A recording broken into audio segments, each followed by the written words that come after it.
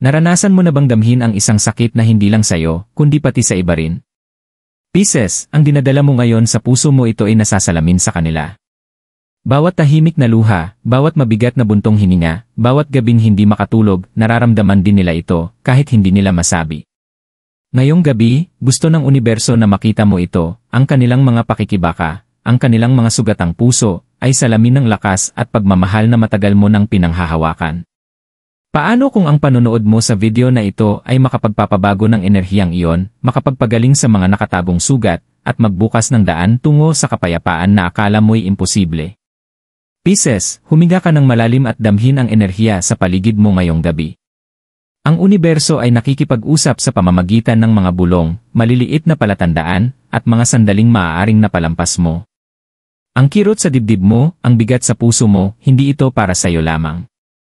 Sa kung saan, may isang tao na dinadala rin ang pira-piraso ng parehong pasanin, mga alingawgaw ng iyong nakaraan, mga salamin ng iyong sakit.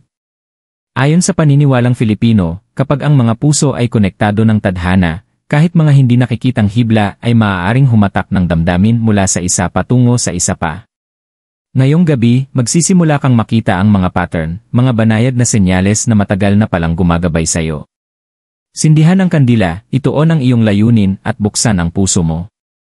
Ang iyong matutuklasan ay hindi aksidente, ito'y isang mensahe, isang banayad na paalala na ang iyong pagmamahal, habag, at tibay ay hindi napapansin. Ang paglalakbay tungo sa pag-unawa ay magsisimula na. Emosyonal na pagkatuklas. Pisces, maaaring naramdaman mo na ito sa loob ng ilang linggo, o kahit buwan, kakaibang bigat na tila hindi ganap na sayo lamang.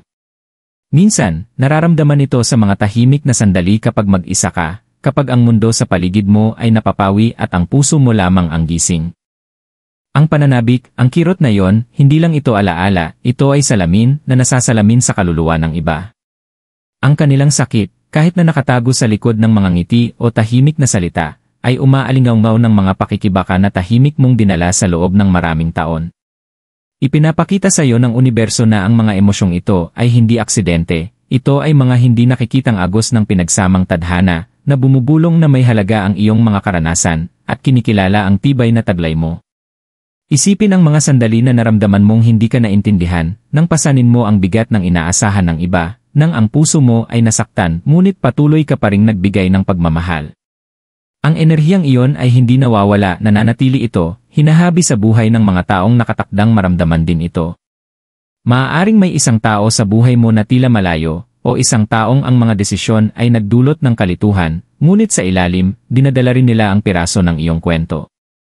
Itinuturo ng paniniwalang Filipino na ang mga puso, kahit na pinaghiwalay ng distansya o kalagayan, ay maaaring maramdaman ang pasanin ng isa't isa.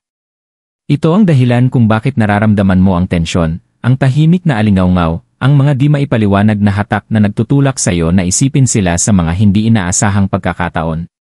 Pansinin ang mga palatandaan sa paligid mo, ang paulit-ulit na numero, ang kisap ng kandila, ang halimuyak ng sampagita na tila biglang lumilitaw. Ito ay hindi aksidente. Sa espiritualidad ng Filipino, ang mga banayad na senyales na ito ay mensahe mula sa universo na gumagabay sa iyo upang makita ang alam na ng puso mo. Ang sariling sakit mo ay naging guro, humuhubog sa paraan ng pag-unawa mo sa pagmamahal, pagkawala, at empatya. At ngayon, ipinapakita nito na may iba ring naglakad sa katulad na landas na dinadala ang kaparehong mga anino. Maaaring naaalala mo ang mga maliliit na hindi pagkakaintindihan, kapag ang kanilang mga salita ay masakit kaysa sa inaasahan, o kapag ang katahimikan sa pagitan nyo ay mas malakas kaysa sa anumang usapan. Iyon ay dahil, Pisces, ang mga enerhiya sa pagitan nyo ay magkakaugnay. Ang hindi komportableng nararamdaman nila, ang mga sandali ng pag-aalinlangan o pagsisisi, ay mga salamin ng dinaanan mo. Hindi ito sisi, ni paghuhusga, ito ay pagpapakita ng universo na umiiral ang emosyonal na resonance lampas sa mga salita. Kahit hindi nila maipahayag, alam ng universo, at sa pamamagitan ng tadhana, pareho kayong natututo, lumalago, at inihahanda para sa kaliwanagan. Maglaan ng sandali para magnilay sa puso mo. Isara ang mga mata at damhin ang bigat ng bawat lihim na kalungkutan, bawat tahimik na luha, bawat takot na dinala mo ng mag-isa. Ngayon, isipin ang parehong emosyon na nasasalamin sa iba, hindi nakikita ngunit naroroon.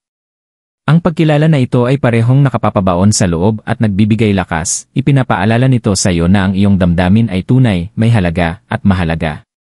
Sa tradisyon ng Filipino, ang pagsind ng puting kandila at pagbubulong ng iyong layunin ay paraan upang parangalan ang mga hindi nakikitang koneksyon. Habang ginagawa mo ito, damhin ang init ng apoy na kumikilala sa parehong sakit mo at sa kanila. Ang maliit na gawaing ito ay nagtatagpo ng mga mundo, puso sa puso, espiritu sa espiritu. Ngayong gabi, nagpapatuloy ang emosyonal na pagkatuklas, ipinapakita ang mga layer na maaaring iyong hindi pinansin, itinago, o inisip na sayo lamang. Alamin na ang kanilang mga pakikibaka ay hindi hiwalay sa sayo, magkakaugnay ito. Bawat hamon na hinarap mo ay nagpapatibay sa iyong empatya, pasensya, at pag-unawa. Bawat tahimik na luha, bawat tahimik na panalangin, bawat sandali ng tibay ay nag-ambag sa pinagsamang paglalakbay na ito.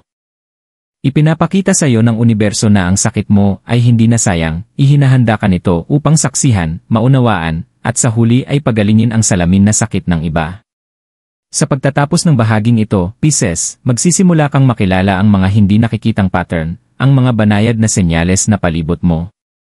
Ang bigat sa dibdib mo, ang paulit-ulit na pag-isip sa taong ito, ang mga nananatiling tanong, lahat ito ay mga breadcrumb na nagtutulak sa iyo patungo sa emosyonal na kaliwanagan.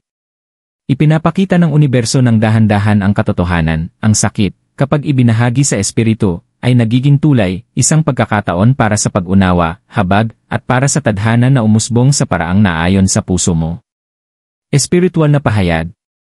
Pisces, ngayong nakilala mo na ang salamin ng sakit, iniimbitahan ka ng universo na lumalim sa pag-unawa kung bakit umiiral ang koneksyon na ito.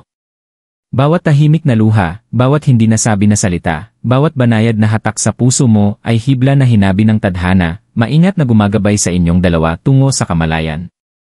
Sa paniniwalang Filipino, ang enerhiya ng puso ay hindi limitado ng distansya o kalagayan, ito ay naglalakbay sa hindi nakikita, nag-ugnay ng mga kaluluwa sa pamamagitan ng empatya, habag, at pinagsamang karanasan.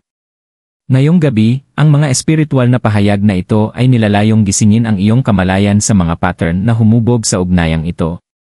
Balikan ang mga sandali kapag ang buhay ay tila hindi patas, kapag nagtataka ka kung bakit paulit-ulit ang mga hamon, o bakit may ilang tao na muling lumilitaw sa landas mo para lamang umalis muli. Ito ay hindi mga random na pangyayari. Ipinapakita ng universo ang espiritual na katotohanan, bawat hirap, bawat sugat sa puso, bawat pasaning dinaanan mo ay hindi ginawa upang parusahan ka, ito ay ginawa upang turuan ka, ihanda ka, at lumikha ng salamin para sa iba na ang espiritu ay tumutugma sa iyo. Ang kanilang sakit ay hindi hiwalay, ito ay alinggaw ng paglalakbay ng iyong kaluluwa, na sumasalamin sa mga aral na parehong dapat ninyong kilalanin. Sa kultura ng Filipino, pinaniniwalaan na ang ilang numero, tunog, o senyales na paulit-ulit na lumilitaw sa iyong buhay ay mga mensahe mula sa espiritual na mundo. Maaaring napansin mo ang paulit-ulit na pagkikita, biglaang pag-unawa, o panandaliang panaginip na nagdudulot sa iyo ng hindi maipaliwanag na emosyon. Hindi ito simpleng pagkakataon. Nakikipag-usap ang universo sa pamamagitan ng mga banayad na senyales, hinihikayat ka na tingnan ang lampas sa panlabas. Gabay ka upang makita ang mga pattern ng emosyonal na salamin, upang maunawaan na ang kanilang nararamdaman ay di mabilang na konektado sa lalim ng iyong sariling puso. Habang tahimik kang umuupo ngayong gabi, sindihan ang kandila o hawakan ang maliit na simbolo ng layunin, gaya ng karaniwang ginagawa sa mga ritual ng Filipino. Ituon ang isip sa kaliwanagan, at buksan ang iyong isipan sa mga espiritual na pahayag na handang lumitaw.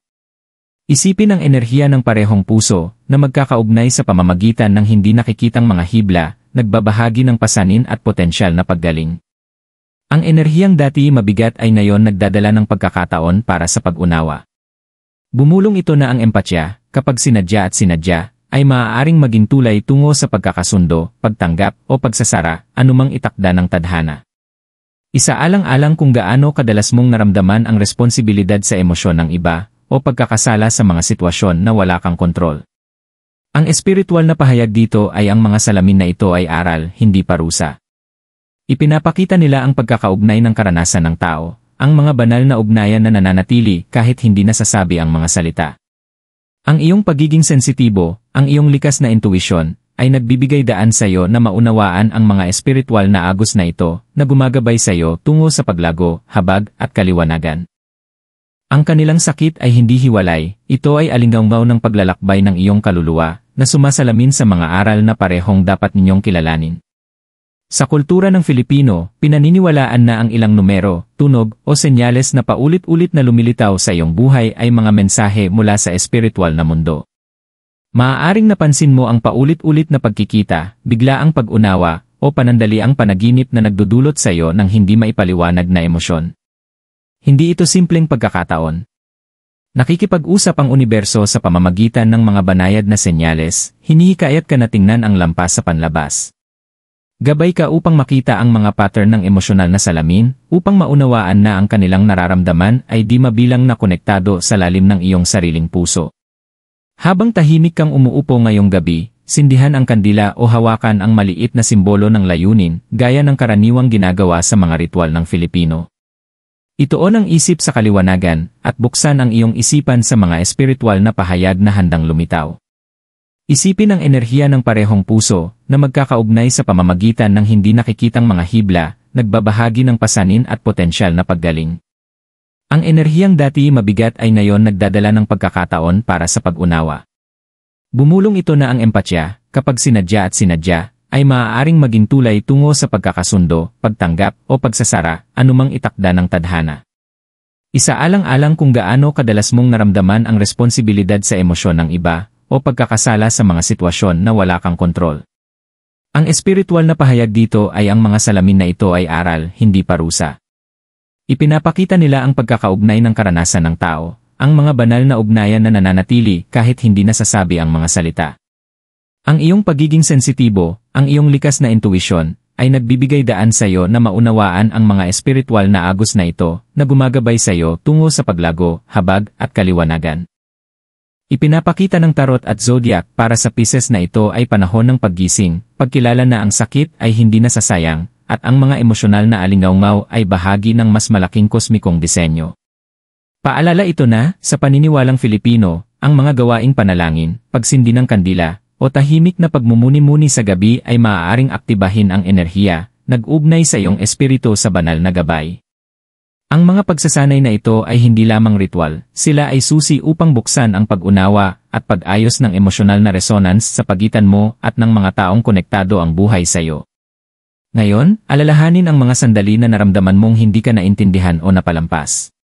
Maaaring naipakita nila ang iyong sariling takot, pagkabigo, o kahinaan nang hindi nila namamalayan. Ang espiritual na pahayag ay ang pagkilala ay hindi laging nangangailangan ng pagpapatunay. Inoorganisa ng universo ang mga koneksyon na ito upang parehong makamit ng mga kaluluwa ang kamalayan at, sa huli, paggaling. Ang kanilang mga pakikibaka, kapag tiningnan sa ganitong lente, ay hindi hadlang, ito ay paanyaya upang makita lampas sa panlabas, kilalanin ang pinagsamang pagkatao, at pahalagahan ang mga aral na dinala ng bawat tao sa iyong buhay.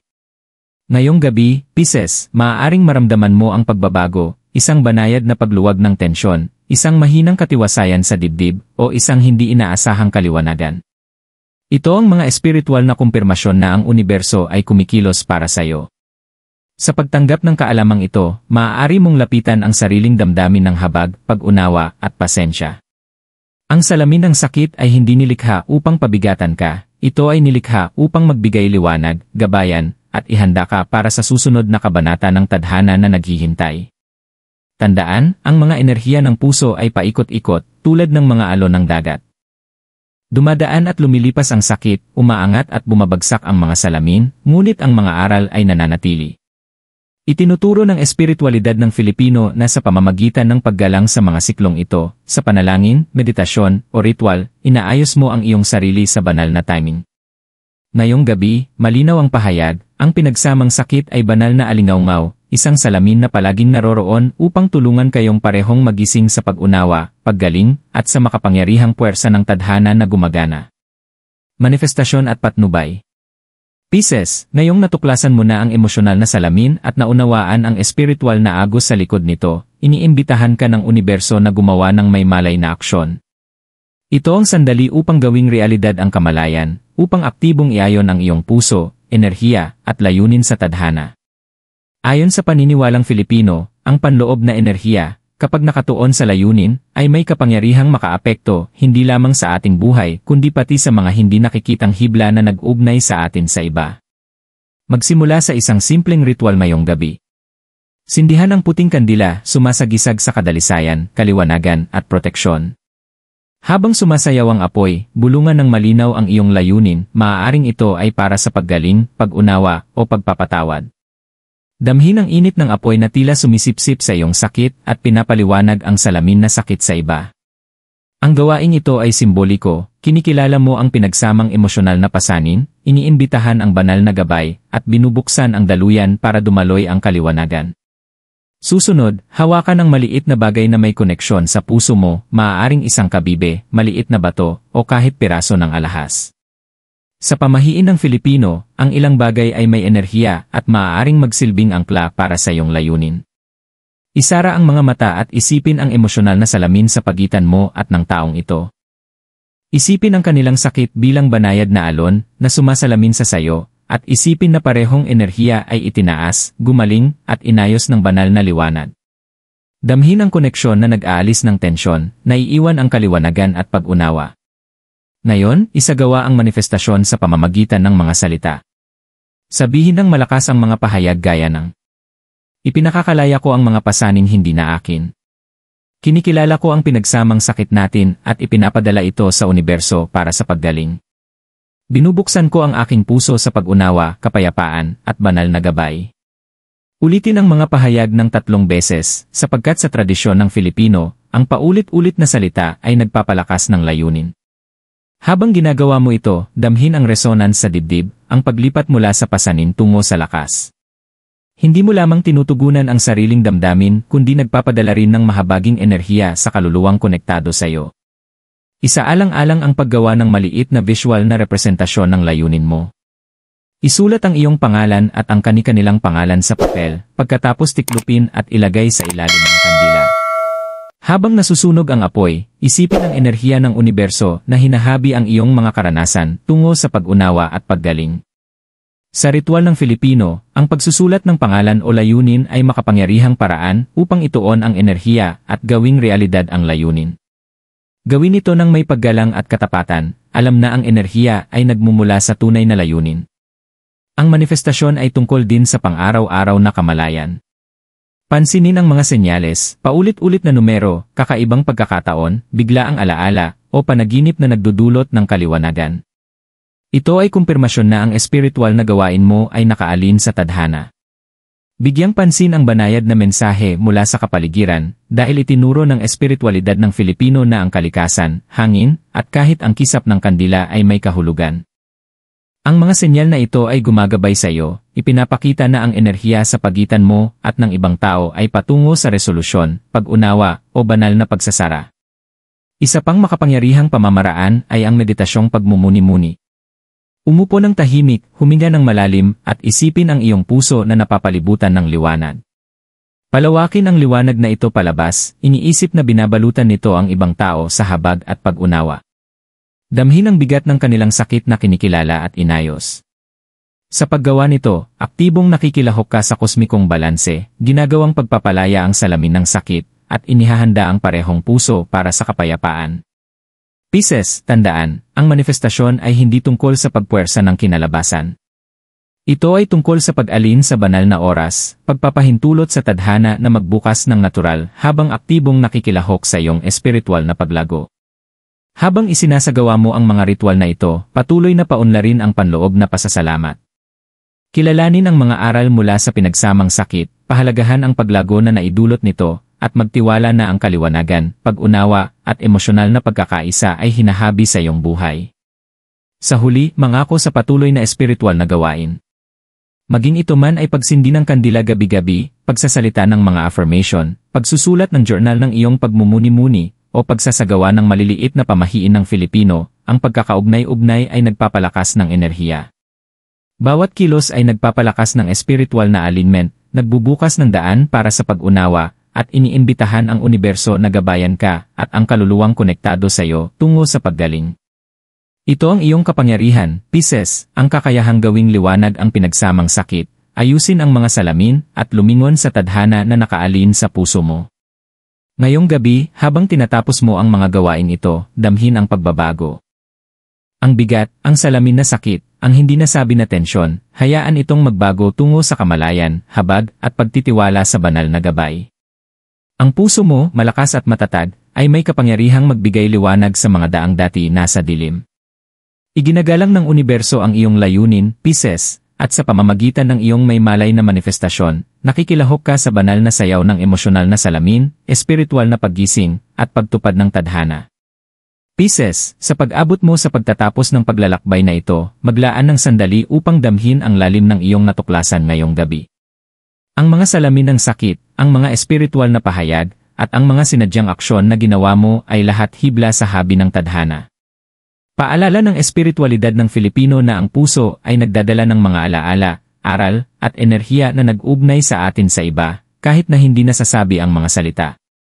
Ang iyong natutunan ay malalim, ang iyong damdamin ay hindi hiwalay, ito ay bahagi ng mas malaking agos, isang banal na orkestrasyon na nilikha upang turuan, pagalingin, at iayon ka sa iyong tunay na landas. Bawat kilos na ginawa mo, mula sa pagsindi ng kandila hanggang sa pagsasalita ng mga affirmation, ay hindi lamang para sa iyong paglago kundi para rin sa pagkakaisa ng pinagsamang enerhiya. Kinikilala ng universo ang iyong sinseridad at tibay. Ang mga sandali ng bigat, tahimik na pagmumuni-muni, at empatya na naramdaman mo para sa ibang kaluluwa, ay nagbago ng mga vibrasyon sa paraang maaaring hindi mo pa nakikita. Ang salamin na sakit na dati tila pasanin ay ngayon naging pinagmumulan ng pag-unawa at habag, isang palatandaan ng espiritual na paggising na tahimik na umuusbong. Tandaan, Pisces, ang tadhana ay umuusbong ayon sa sariling ritmo nito. Ang iyong sinimulan ngayong gabi ay simula pa lamang, hindi katapusan. Sa pagtitiwala sa mga senyales ng universo, sa paggalang sa iyong puso, at sa mga salamin na iyong dinadala, lumilikha ka ng espasyo para sa paggaling, pagmamahal, at kaliwanagan na maisakatuparan. Itinuturo ng mga tradisyong Filipino na ang tuloy-tuloy na panalangin, meditasyon, at pagiging maingat sa mga palatandaan ay nagpapalakas ng alignment na ito. Bawat kisap ng kandila, bawat bulong ng layunin, bawat maliit na gawa ng pagmumuni-muni ay hakbang patungo sa pagkakaisa ng iyong puso at ng kanila, ng iyong sakit at ng pag-unawa, ng nakatago at ng nalantad. Ngayong gabi, yakapin ang tahimik na katiyakan na hindi ka nag-iisa sa iyong paglalakbay. Ang mga enerhiyang nararamdaman mo, ang mga koneksyon na humihila sa puso mo, at ang mga aral na natanggap mo ay lahat bahagi ng banal na plano. Lumakad ka ng may pananampalataya sa iyong sarili at sa universo. Hayaan ang iyong habag na gumabay sa iyo, ang iyong pangunawa na magpagaling, at ang iyong puso na magtiwala sa pag-usbong ng tadhana. Habang isinasara mo ang iyong mga mata ngayong gabi, damhin ang bigat na bumaba, ang enerhiya na nagbalanse, at ang liwanag ng pag-unawa na nagliliwanag sa iyong landas. Mas malakas ka, mas matalino, at mas nakatutok sa mga mistikal na agos na humuhubog sa iyong buhay. Ang pinagsamang sakit na dati tila pasanin ay ngayon paalala ng iyong tibay, empatya, at mga banal na ugnayan na nag-ugnay sa lahat ng puso sa buong universo. Pisces, nagpapatuloy ang paglalakbay, ngunit ngayong gabi, ikaw ay nakaalin, ikaw ay nakikita, at handa ka nang tanggapin ang mga biyayang inihanda ng tadhana para sa iyo.